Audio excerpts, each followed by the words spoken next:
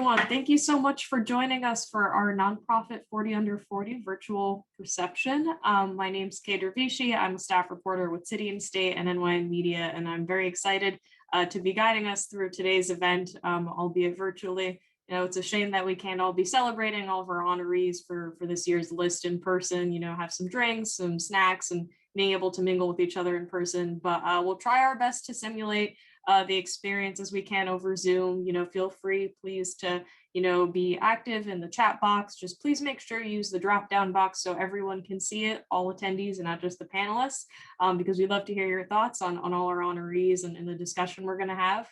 And along those lines, also feel free to, you know, use the Q&A box at the bottom of your screen. You know, we'll have a power panel today. And if you want to hear anyone's thoughts on a particular subject, you know, that's the spot to be putting in those questions. And with that, the other thing you would like to, that is worth knowing if you're joining us on Zoom, is if you want to change the way you're viewing the screen, just go to the top right-hand corner of your screen. You can put it into presentation view or see us in a sort of grid format, whatever's better for you. You know, please feel free to adjust. With that, I'd love to also thank our sponsors for today's event: Vote Early New York, BDO, the Doe Fund, GRF CPAs and Advisors, and St. Nick's Alliance. And I would love to now transition into our wonderful power panel participants for today. Joining us are Liz Roberts, CEO of Safe Horizon, Jess Dannhauser, President and CEO of Graham Windham, Nathaniel Fields, CEO of Urban Resource Institute, and Sharon Greenberger, President and CEO of YMCA of Greater New York. I'm so glad to have you all joining us today, just to talk a bit about, you know, being a nonprofit leader, especially in such a turbulent times. And I'd love to start out with just getting, you know, some introductions from you all and give me some background on, you know, what sort of led you down the path that you took in the nonprofit sector. How about we start with Liz? Thanks so much, Kay, and I'm so happy to be here today. I want to give a huge shout out and thank you to City and State and to all the honorees, and a special shout out to Ashley Washington from Safe Horizon, who is the bomb. If the rest of you are even like half as awesome as Ashley, then this is a real group of rock stars. I'm Liz Roberts. I'm the CEO at Safe Horizon. I started out actually at the age of 17. When I was a college student, I started volunteering at a local domestic violence shelter.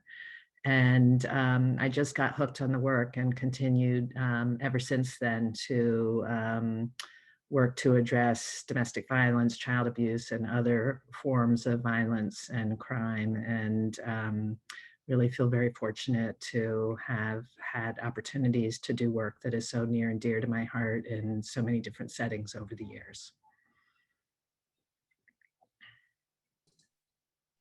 So what about the rest of you? Any similar sort of background during your fields? Hi everybody. I'm Jess Dannhauser. I'm the CEO at Graham Windham.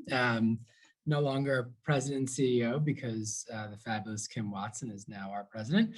And I want to give a shout out to Arafan Azad, who is an awardee tonight and just an extraordinary leader, who we're thrilled to have on the Graham team, helping to bring all of the new people who do such great work at Graham to us and to welcome them. I started, the similar part is that I started at 16 as a counselor at Boys and Girls Harbor, which is now Scan Harbor. I didn't know what a social worker was. My boss there was getting his master's in social work and was a hero to me, if anyone knows Socrates Ortiz, and did that work, and then all through college, and then went to graduate school in social work, and was lucky enough to work in government first, getting to know people like Liz, who mentored me along the way, and very fortunate then to come here to Graham. Hi, I'm Sharon Greenberger. I'm the president and CEO of the YMCA of Greater New York. And first, I would like to say thanks, City and State, congratulate all the honorees, and give a shout out to Gia Harris, who is with the Greenpoint YMCA, our oldest Y branch in the city at like 119 years old. So congratulations to you. I have not followed a straight line in my career. I have done a lot of different things. Some would say I can't hold a job, but I've been at the Y for 5 years. Before that was at New York Presbyterian, and before that spent 10 years in city government. And before that in a variety of economic development and housing development work. And I would say for me, I've just never, I've always said yes to different opportunities, to different tasks, to working with great people, and tried very hard not to be locked into a vision of what a career path would be, other than really following what I would consider my North Star around building community has always been the thing that I come back to make sure that any choice I've made is aligned with that. So good evening, everyone. I'm Nathaniel Fields, and I have the pleasure of being the CEO for Urban Resource Institute. City and state, you're amazing to ensure that you do this heavy lift every year to recognize those champions in the field. And to all the honorees, congratulations, you have earned it, and we will hear more from you or about you soon. I have again, the pleasure of leading Urban Resource Institute, and I am such a big fan of all of our staff members.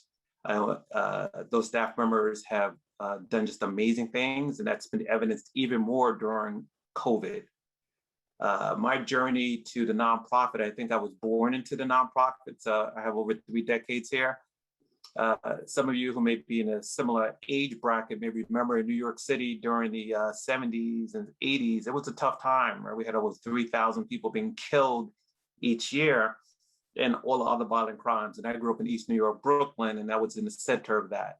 However, on my block, we had a very organized block association president and my family. And it showed me throughout though there was a lot of chaos, I should say, on that block, we were very organized, and we were able to sort of connect and support each other. And it taught me very early that when a group of people come together around a common cause, just the power of that. So I got hooked very early on, and I've been in the sector ever since. And I have the pleasure again in working with URI, working with victims of domestic violence and homeless families, and love each and every day. I feel very fortunate to be a member of the nonprofit sector.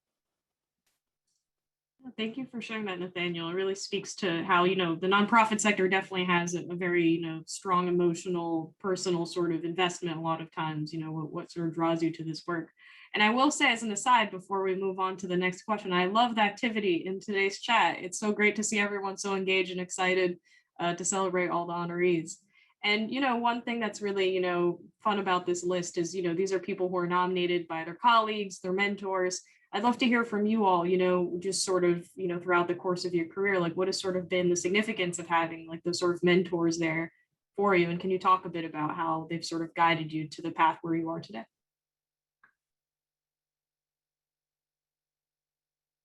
I'll leave that open to any takers. I know, Jess, you sort of talked a bit about someone who's very important to you starting to your career. Would you like to take this one? Sure. I mean, there's so many. Having an image of what you want to become from somebody else who sets that image is so powerful, right? To be able to sort of imagine yourself walking in their shoes. And so I've had a lot of amazing mentors. And I think the advice for everyone today, I think you've probably already taken this, and you're probably already mentoring yourself, but to ask for that, and to, one thing I did when I was the chief of staff at ACS is I would go, and actually most deputy commissioners like Liz had a couch. And so I would go sit on Ann Williams Isom's couch at 5 o'clock, or Jennifer Jones Austin, or Jeanette Ruiz, or Liz, and Ron Richter and Valerie. So all these people who are extraordinary, I got to learn from all of them, and just sort of how they see their day, what they're trying to accomplish, what they're concerned about, how they see the world, more importantly. And to take that time, it doesn't have to be a lot of time, even if it's 10 minutes, to be present with someone who you admire. Now we can do it on Zoom. And so I feel so lucky to have had that time with so many people who are willing to do it. I think we often forget, once we get to a certain place, that how important it is to create that time for others. But I think everyone typically is open when you ask for it. So go for it and let's seek that out.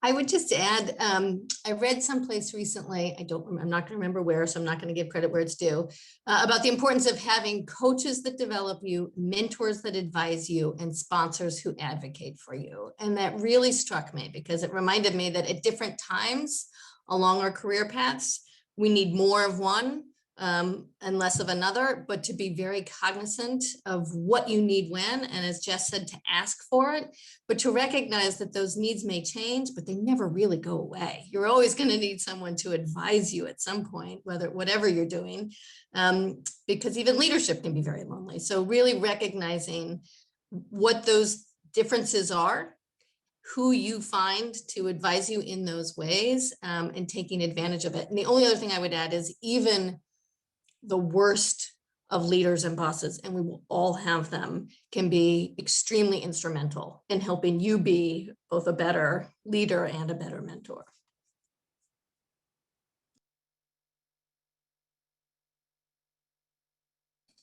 And I think we would be remiss not to talk about the extra challenges this past year has definitely brought for people in the nonprofit sector, and also considering that, you know, each of your respective organizations work with many people who are particularly vulnerable during this time, during the COVID-19 pandemic.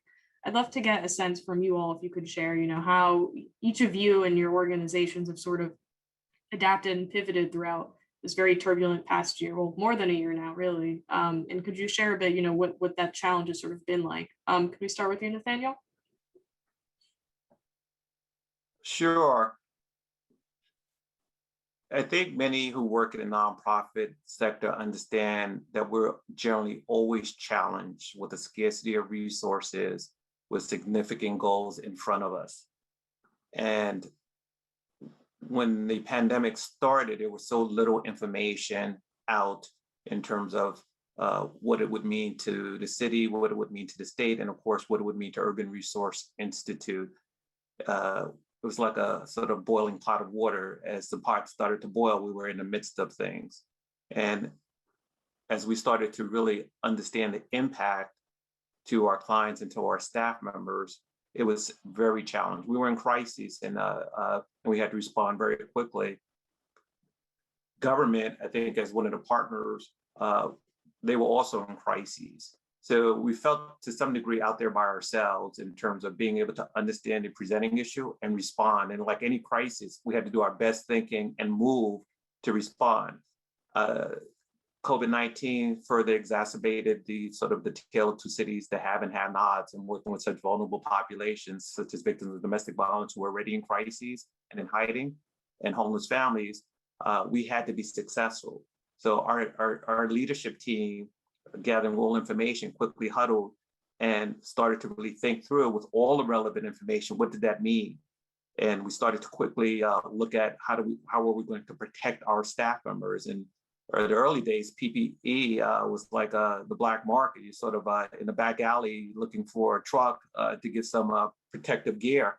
And we had to do at an incredible price. But we had to do that because we had so many individuals depending on us.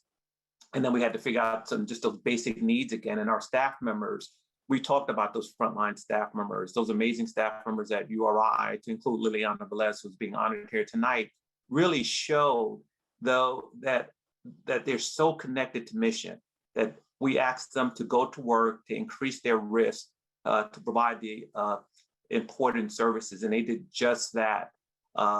And we talk about the tale of two cities because they're often the lowest paid staff members in an organization. And as we continue to evolve through the crisis, we recognize that technology was going to allow some of our team members to work remotely and provide service, while a lot of team members had to work face-to-face.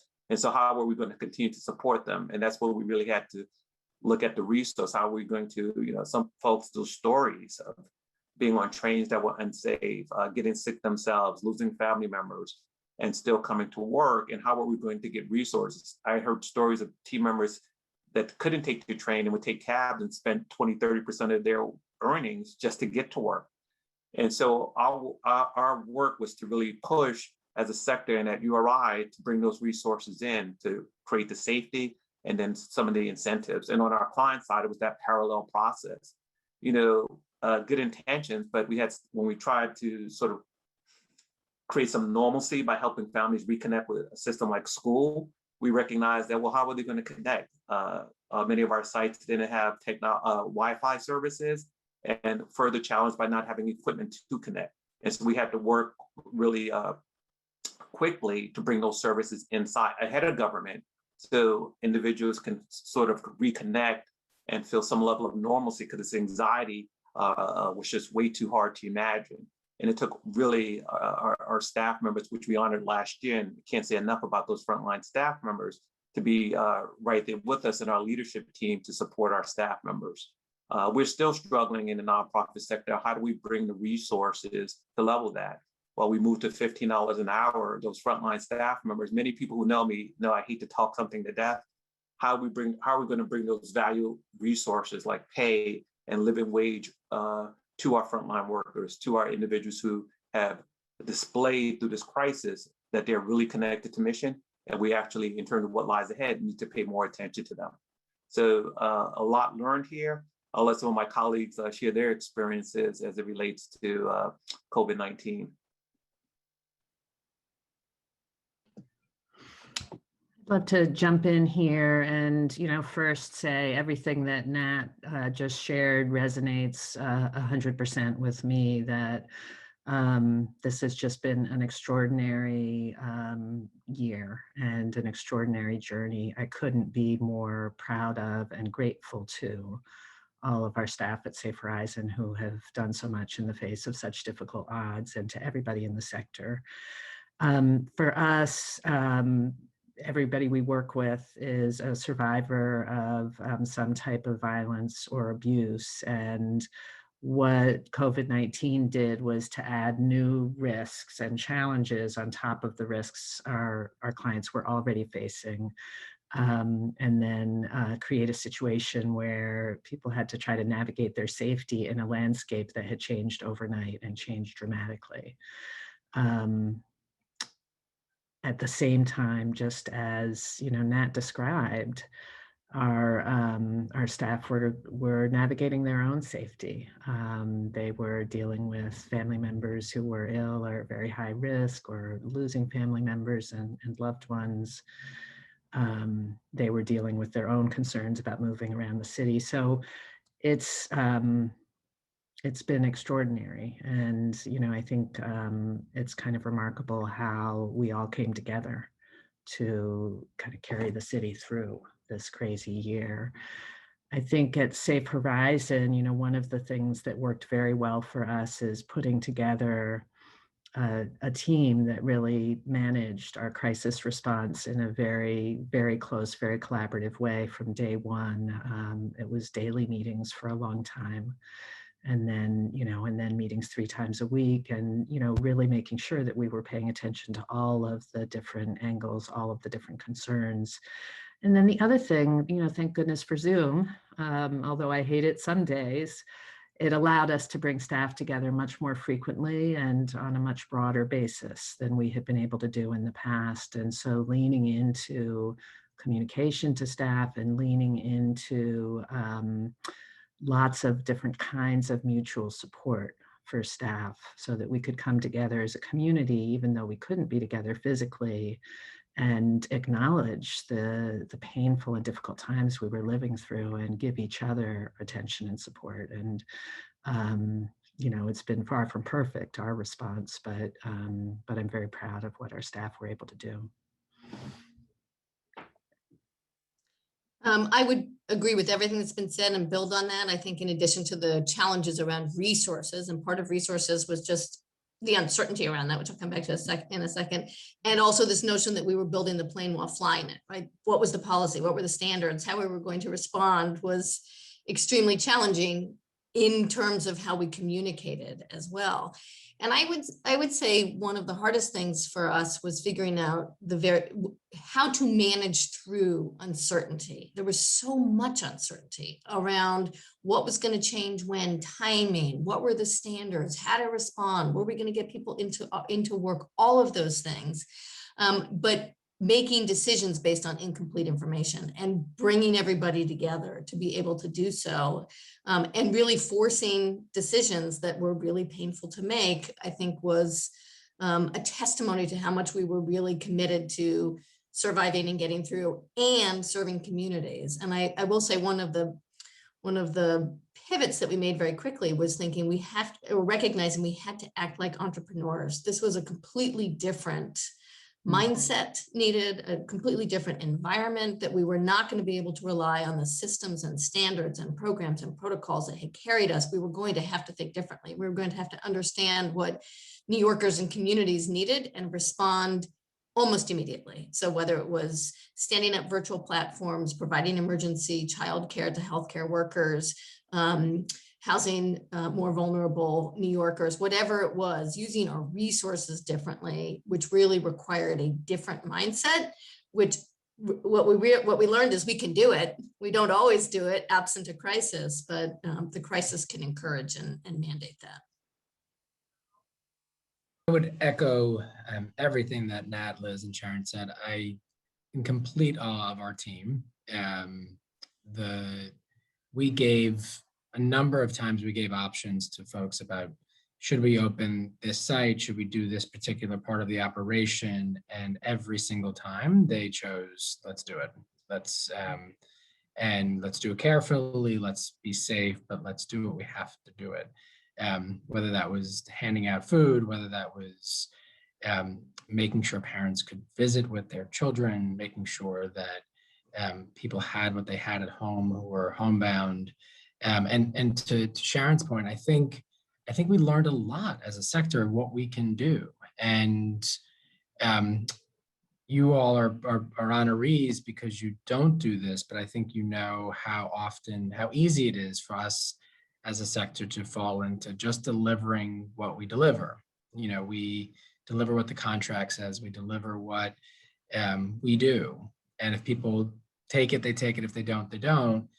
And the pandemic's opened up something for the entire sector to say, no, we're offering the help that people are asking us for right now, what's really needed. And that's the best of us, right? That is us at our best to listen to New Yorkers. I think for those of us in the child welfare system, we saw ways of protecting children that we hadn't done in the past, that was really about support to families, that was emotional support, peer support, telehealth, food, all of the things that really was wrapping community around them, not just wrapping monitoring or surveillance. And so to really sort of aggregate those lessons and take them forward and push government, to Nat's point earlier, to be nimble with us and to trust us as eyes and ears about what's really needed, and not just sort of perpetuating a sort of sector that's just a repeat of a bureaucracy, but really is deeply nimble for New Yorkers in need.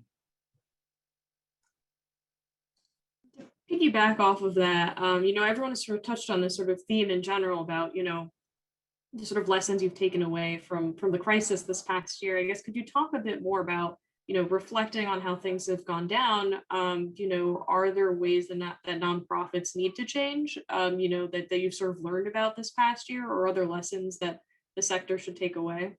Sharon, do you have any thoughts? Yeah, it's such a good question. There's a few that I think are important for us, but important for everybody. One is, again, to use this opportunity to reimagine and redefine and not be locked into old models. I think that is a huge one. The other is the importance of partnership, especially with our government partners, but also, I will say, where we can use the mechanisms to increase accountability on both ends, right? Because that continues to be something that we have to work through.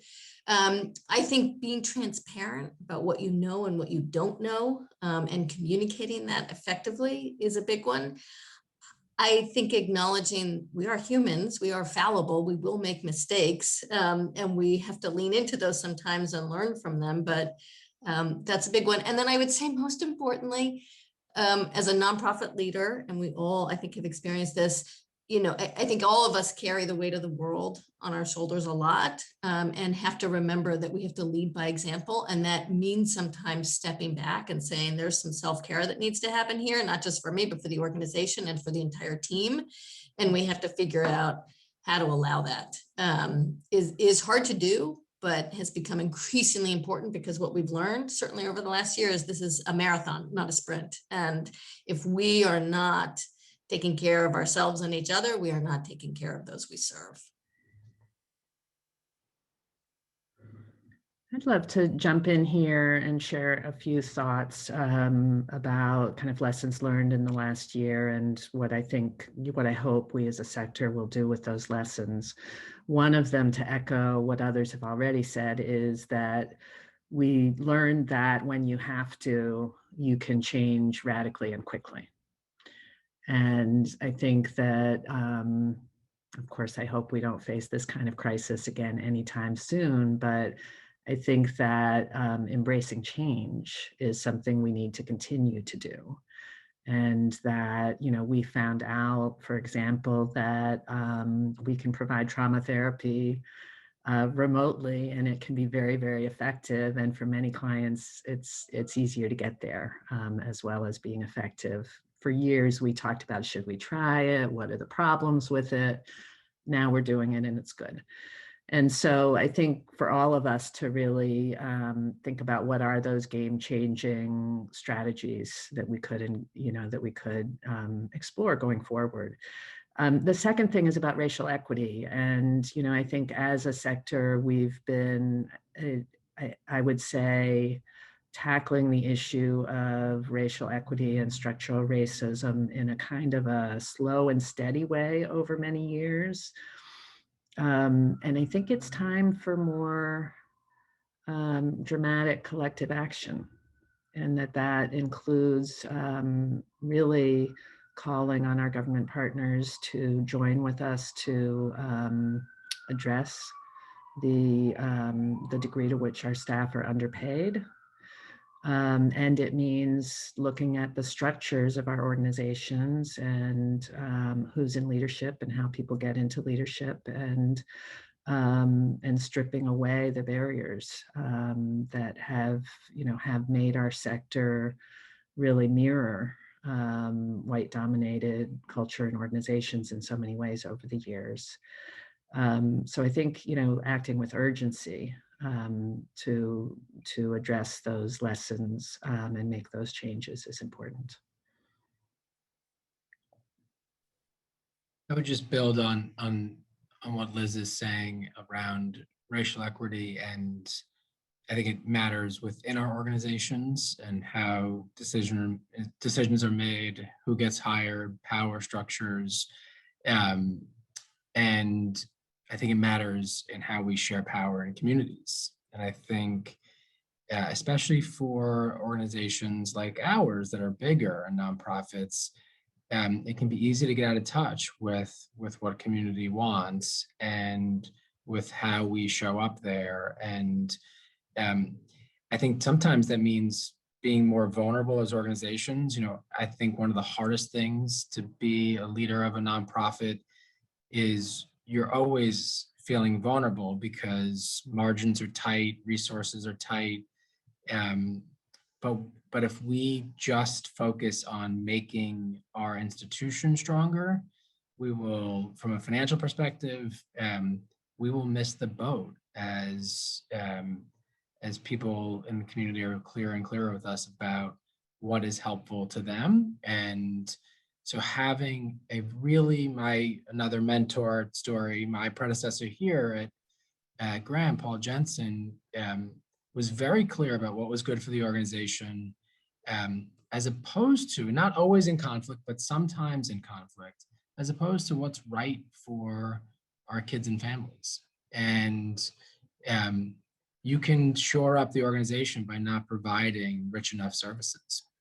And as leaders and as emerging leaders in this field, understanding that struggle, bringing your boards into that struggle, and understanding all of the tensions in that work, and advocating with government to try to reduce some of those tensions, that is the work of being sort of open-eyed about, that's how racial injustice plays out in our sector. That's how poor quality plays out in our sector. And so there's so much, that work is forever, and both with urgency and with continuity. Yeah, I mean, listen, I think as my colleagues talk about this, this is something in terms of racial equity that we had been engaged in discussion before COVID, exacerbated by COVID, I think. You know, for us at Urban Resource Institute, my predecessor, Dr. Prim, who's the sort of depression era baby, was very clear that he wanted to raise an organization that could reflect the community and work in community. And so, and I've worked at many organizations besides this one, but we had that modeling up front. And part of our work now in the sector, as we engage in as colleagues, is not to distance ourselves from this, that in our own sphere, with our own sphere of influence, look at our own institutions and speak to with this intentionality of what we need to do to create this equity. From our policies to our standard, you know, all the things we have influence over, and then sort of build out to city, to government, and other stakeholders. So I feel encouraged now, where I not only hear the conversation, this is the thing, not talking things to death, but the behavior, particularly in a nonprofit and in New York City, where we're looking to make those changes. And so I know at URI, while we've done a lot from board to staff, we're still looking at the other equities, of course. Racial equities is of course, something pronounced, but I'm encouraged that the sector is embracing this, and the city hopefully will continue to embrace this. I also want to talk about technology from a client-centered perspective. It's dizzying for clients sometimes who are in crises to have to navigate all of these systems. If you're a homeless person or a victim of domestic violence, you're coming in, you're stabilizing after you've been afforded safe in a shelter. And then you're in Department of Education, you're in a CARTS, you're maybe at work and have to be relocated. The opportunity to think about how do we, from a client-centered perspective, create more efficiencies to support families to achieve their overall goals. That cannot be lost, that we want to take that forward. Again, not universalize it to all of our modalities, but we're appropriate to really bring these efficiencies forward in line with us serving our clients' needs. And I definitely do not want to lose that, as well as this opportunity around remote work and how we work. How do we create an opportunity for our staff members to really practice the self-care in these jobs that sometimes don't pay nearly enough in terms of what they're providing to the sector each and every day. So I don't want to lose those things. I know we're going to talk about our honorees soon, but I do think about people like Liliana Velez, who has worked so many hours to produce these products. You know, she had the ability to be the first in her family to go to Cornell and then go to NYU and to really push herself around excellence. And I think based on her upbringing, the desire to really evidence how her abilities will allow an organization like URI to seek excellence. And everything that she touches, she makes better.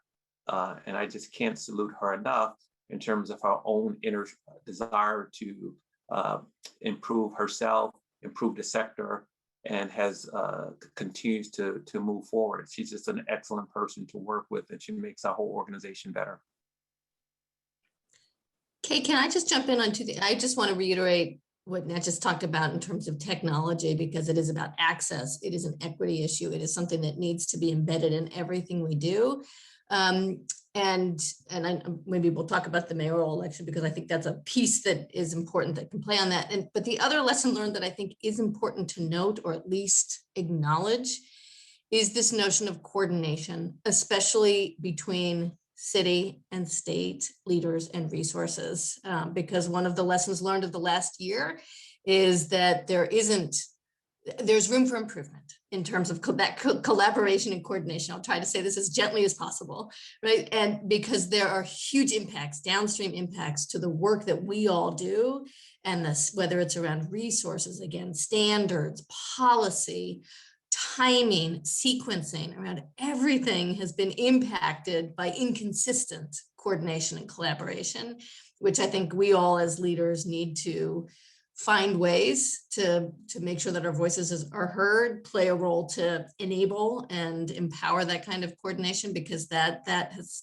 got to change.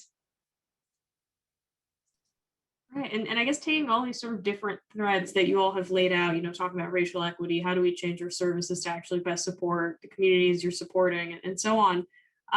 We're talking a lot about what does post-pandemic look like. It looks like that's a reality that might be happening soon with all the vaccination going on.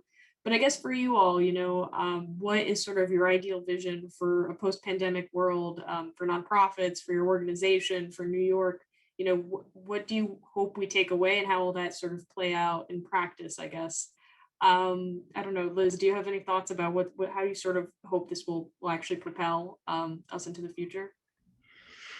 I first want to say I really do hope we get post-pandemic, and sooner rather than later. We'll see. I think we have to, we've all learned how to deal with uncertainty, and the uncertainty continues. One of the things we talk a lot that we talk about a lot at Safe Horizon is the bureaucratic hurdles that our clients face. And some of those are created by nonprofits like ourselves, and some of those are created by government, and sometimes it's both. And, I think that's a major way that structural racism shows up in publicly funded human services. And I would like to see a real political will to unpack those dynamics and systems and the rules that actually make life so much more difficult for survivors who are trying to find their way and build a better life, or for clients. So I'd like to see that. I don't know if I will see that. But I do hope that we will all keep close the lessons we learned this year that some of my colleagues on the panel spoke about, in terms of showing up for community, setting aside the interests of the organization in order to focus on the interests of the communities we serve, and where there sometimes is a conflict between those things, as Jess said, and that we do that in a more collaborative way, because it's what the city deserves of us.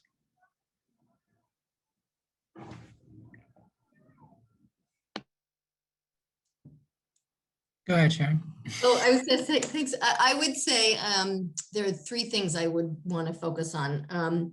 One is procurement reform, procurement and contracting reform. Like post-pandemic, I think we have an opportunity to, especially for this sector, to really push incoming administrations to help us be better, more nimble. And there's some mutual accountability to Liz's point around that, but I think that has to be one. And part of that requires a huge amount of education, given the wholesale turnover of elected leadership that's about to happen in the city. And so post-pandemic, assuming that is sooner than later, it's on all of us, but really to ensure that our new leaders are educated about everything from systems, policies, and programs, right? It has to be all three that I think have to come in. And the third I would say is there's been a lot of conversations around what equitable growth looks like in New York City going forward. And that needs to be something that is front and center of all of our discussions and conversations. And again, especially with our what will be newly elected leaders, and defining that and really engaging in what that means, and how we will all play a role in that going forward. I would add two things and related. One is that we're able to provide the support and opportunity to kids, young people, families, as effectively and as fully early before they have to come into contact with systems than we do after. I think often about our work around young people transitioning from foster care, and so many young people need that support. They need a coach in their lives. And I envision us really grounded in what our kids and families have just been through. And, I think as an example of that, young people who, rising seniors into high school who have been hardly sufficiently engaged over this last year, let's put it at that, and have so much capacity and have been doing some great things. We've learned ways to engage them. Let's do something unique for them next year. Let's have them work and make money in the morning and go to school in the afternoon. What do they want? Can we change our systems to be, I'm just making that up as one example, but can we make our systems really available for what they want and meet the needs and provide the opportunities that they need in their lives? And to ground all of our work in that, and as Sharon was saying, in partnerships with one another, that we are fully grounded in that, I think is an important part of the vision. I mean, what I would add, I think what we've learned is that as in the nonprofit sector, this concept of flexible funding, that it's so prescribed now, and that we know in response to a crisis, the flexibility that some funders allowed really helped us to mitigate some of the challenges in the environment and move quickly, and that needs to stay. I think the other thing I want to applaud the $15 an hour. I think we should applaud success, but we need to move to living wage. Our staff members are starving in the sector because of this flat rate, and it's very hard to want to take care of others as mission focused as you would want to be, where you have to provide your own basic needs of shelter and food. And how do you do that in New York City at $15 an hour? And I think we need to continue to advance that. So the flexible funding, and of course, moving to a living wage in New York, I think we need to continue to push as we have an opportunity with the electeds and understanding their position to really hopefully identify individuals who are connected to some of the things we've talked about tonight. And I guess as we're kind of wrapping up towards the end of this panel, I did want to get to talking about a bit of our honorees. I guess for you all, given your experience in the nonprofit world, if you had to give one piece of advice to all the attendees today, what would it be? And Nathaniel, can I throw this back to you? Yeah, I'm going to pick up with Liliana Velez. I think it's nice to be part of that 40 under 40 crowd. I want to say I had my day. I won't say my colleagues had their day. I won't expose them. But I admire her ability to work on self, right? To bring her best self to work and to push others around excellence. When I was in grad school, I wrote a paper about how to influence systems bottom up. And I had this older professor, he almost fell out of his chair. He's like, you're going to have a hard life if you're really trying to influence bottom up. But I would say, don't forget about your personal power. Don't let others discourage you, because you do have personal power. And I think folks like Liliana Velez, she's proven that she's not going to give up. She has an ability to influence systems and individuals, not in a naive way, right?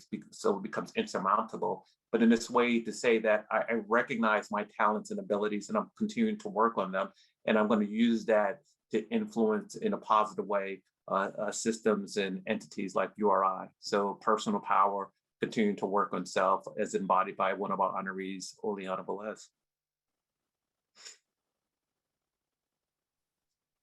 I'll jump on that real quick and try to be brief so we can get to the honorees, and use Arafah Azad from Graham as an example to build inclusive community where people can be joyful. And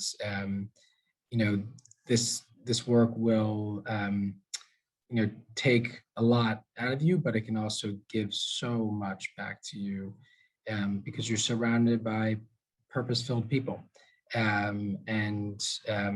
Arafan does that every day by bringing joy and by pushing us to be a more inclusive and supportive culture. So thank you for having me. And I would say, just continue to ask why. I think you have the power to change all of us by not taking anything for granted and by always asking, why? Why do we do it this way? Why don't we do it this way? Why haven't we tried that? That is the most important question that you can keep asking of all of us.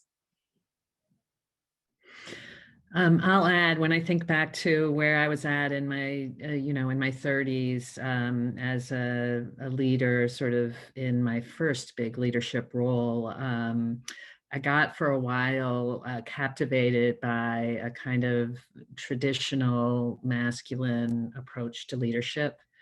And felt less invested in my more relational style, and I realized that was a big mistake. And so I think that two takeaways from that are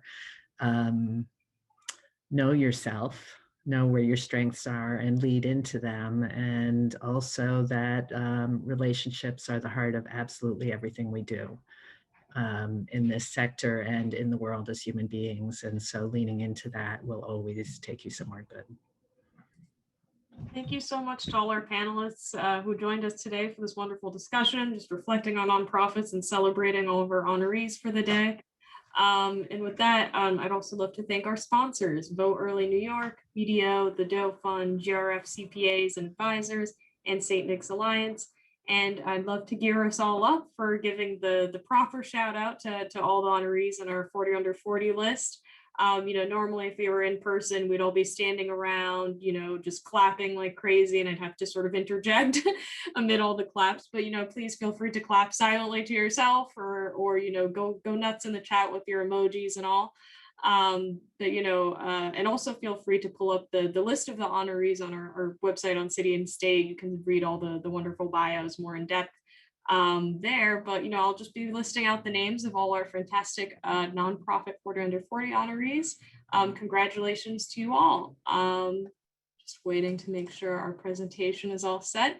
So with that, congratulations to all of our honorees, starting with Cassandra Agredo, Executive Director of Xavier Mission, Caitlin Andrews, Director of Policy at Live On New York, George Asante, Attorney in Charge for Mount Vernon at the Legal Services of the Hudson Valley, Arifan Azad, Human Resources Generalist at Graham Windham, Gregory Bankser, Deputy Executive Director and COO at the Northern Manhattan Improvement Corporation, Stephanie Bazell, Director of Policy and Advocacy at College and Community Fellowship, Courtney Beach, Chief Innovation Officer at the Mental Health Association of Westchester, Matthew Becker, Audit Director at BDO USA LLP, Lori Baraducci, Director of Data Systems at Covenant House, New York, Jarrett Berg, Co-founder at Vote Early New York, Stephanie Betances, Director of Human Resources at Lutheran Social Services of New York,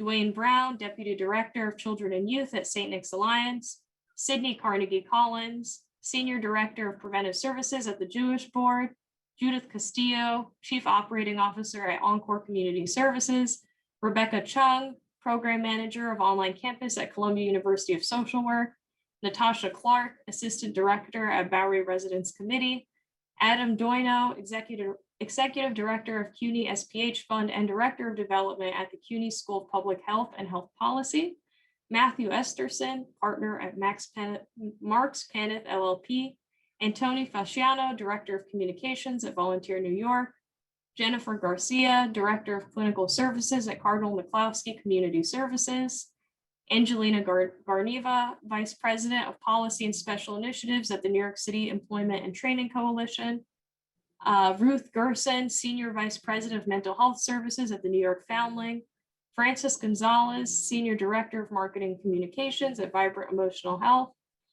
Ruben Gonzalez, Director of Finance at New York Edge, Aram Hanif, CEO of APNA, Gia Harris, Program Director at YMCA of Greater New York, Lizzie Honan, Regional Director of New York City at RevGen Group, Jennifer Jimenez, Residential Habilitation Counselor at AHRC New York City, Chai Jansarat, the Vice President of Policy at Nonprofit New York, Chelsea Kramer, Director of Reentry Services and Senior Participant Success Manager at Getting Out and Staying Out, Lena Lee, Executive Director at Communities Resist, Eleanor Litwack, Partner of Outsourced Accounting and Advisory Services at GRF CPAs and Advisors, Christopher Lugero, Associate Director of Communications at the Doe Fund, Tiffany McFadden, Program Director of Test and Trace COVID-19 Community Engagement at Scan Harbor, Nicole McVunwa, Director of Policy at Urban Pathways, Liz Northcutt, Executive Director and Founder of City Living New York, Pedro Suarez, Director of Strategic Partnerships at Lyft New York, Liliana Velez, Chief of Staff at Urban Resource Institute, Ashley Washington, Senior Director of Learning and Staff Development at Safe Horizon, and Alice Wong, Chief of Staff at the Chinese American Planning Council. Thank you so much to all of our honorees. Congratulations for the wonderful work you're doing in the sector. And again, just to reiterate for all our attendees, if you haven't already read all the bios for all these wonderful people that you just saw on our screen pass by, I highly encourage you to do so you can see why they're being honored today. And with that, encourage you all to continue, celebrating in the chat. Definitely, please feel free to, reach out to all these folks and give them a hearty welcome and congratulations, and definitely get a treat for all our honorees. It's a shame you couldn't get some of that in person. But with that sort of wraps up the activities for today's event. And I'd also encourage you all to join us for future events. We have a lot coming up. We have one tomorrow on Thursday, April 29th at 10 a.m., which would be the next installment for our AARP sponsored series focused on Manhattan and Staten Island. You can find the registration for free online on our website. We also have other events coming up on Tuesday, May 18th, which is our annual Digital New York webinar, which will be held at 1 p.m. And we also have on Wednesday, on June 16th, our next nonprofit-oriented event, NYN OpCon, with the webinar starting at 2:30 p.m. So please feel free to join us for all those events. And thank you again to our sponsors as well. The Vote Early New York, BDO, the Doe Fund, GRF CPAs and Advisors, and St. Nick's Alliance. And thank you all so much for joining us this evening. Hope you all have a good evening.